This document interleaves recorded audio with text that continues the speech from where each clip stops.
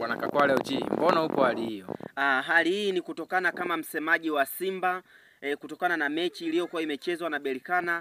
Niliwaahidi wana Yanga kuwa kama nikifungwa nisipochukua kombe tapigwa viboko na kupakwa tope ndani ya siku 3. Kwa hiyo hii ni adhabu ya wana Yanga kutokana na mambo ya ushabiki, si unaelewa mwenyewe. Sawa sawa.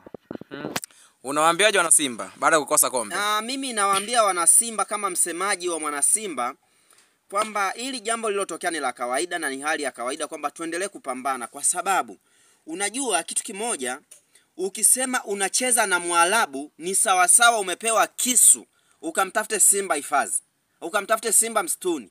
Kwa hiyo sisi tuseme tumepambana mpaka tulipofikia. Wana Yanga kama wanatucheka katika huu mchezo wa Simba na Berkane, kiukweli watakuwa ni vichaa.